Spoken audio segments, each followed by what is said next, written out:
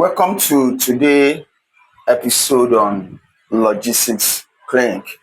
And for those who have been following, I believe you have actually enjoyed yourself and you have learned something in the course of the two episodes.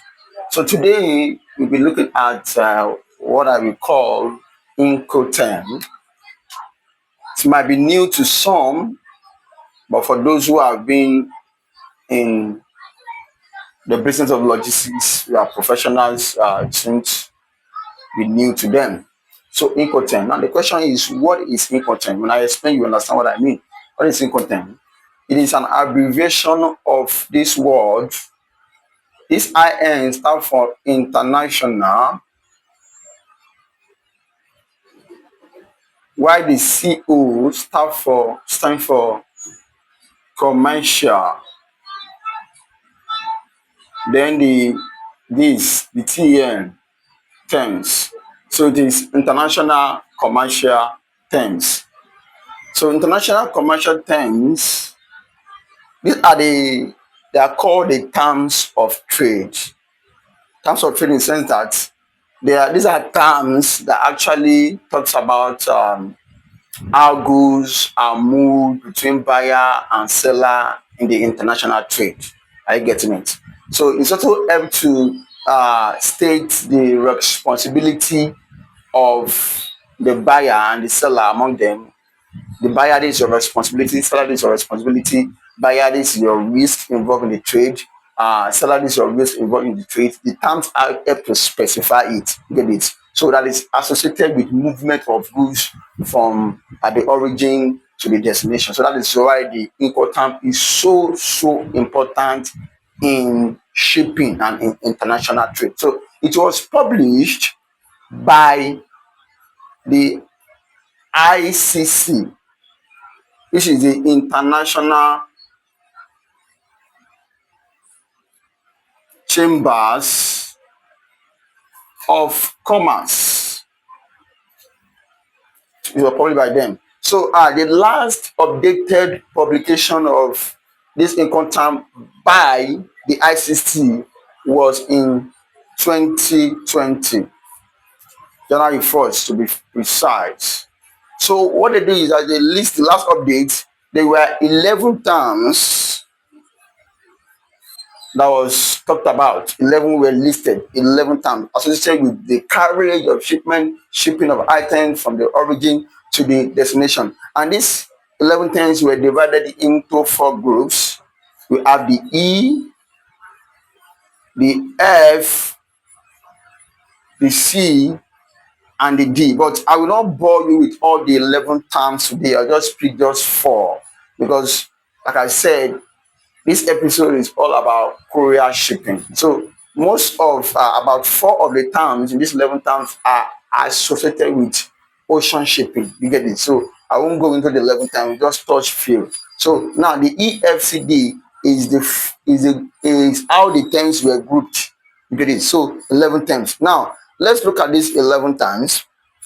We just speak about 4 and explaining them. That is all for this episode. Now let's look at the E. The E, I know many of us have heard of what they call the X work. You get it? If you have a document, a shipping label from the origin to the destination, you might see what they call X work. This X work, when we say anything like X works, it means that the responsibility of the seller stops at the point of location where the good is. So every other thing that will ensure the goods is being transported from the location where the seller dropped the goods to the destination that involve freight, insurance, duty, or whatsoever. So the responsibility goes to the buyer. Are you getting it? Which is the importer. Are you getting it? So that is what the H work means. Then we go to the F. F now we look at F. Look at FOB. Many of us have heard of FOB. FOB means fee on board.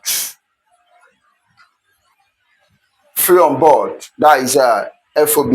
So this FOB is similar to X work, But this one talks about the point where the responsibility of the seller ends. So we'll not be dwelling into FOB much. Then the C, let's go to the C.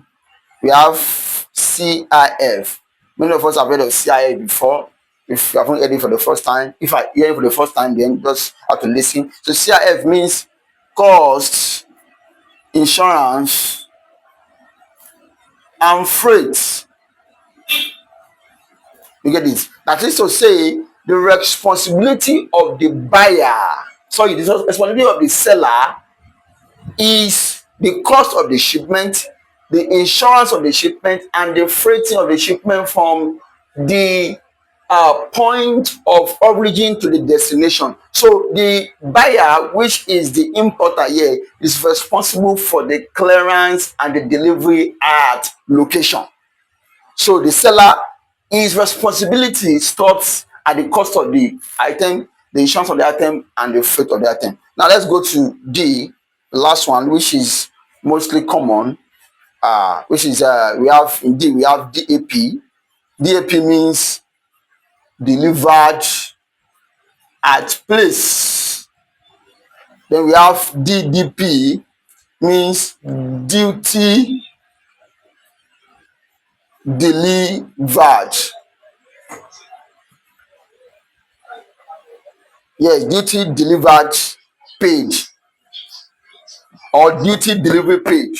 You get this? So this means that everything that is associated with the shipment in terms of freighting it, in terms of the cost, in terms of the insurance, and the duty, which is the clearance at the destination country, and the delivery of it is the responsibility of the seller. I come again.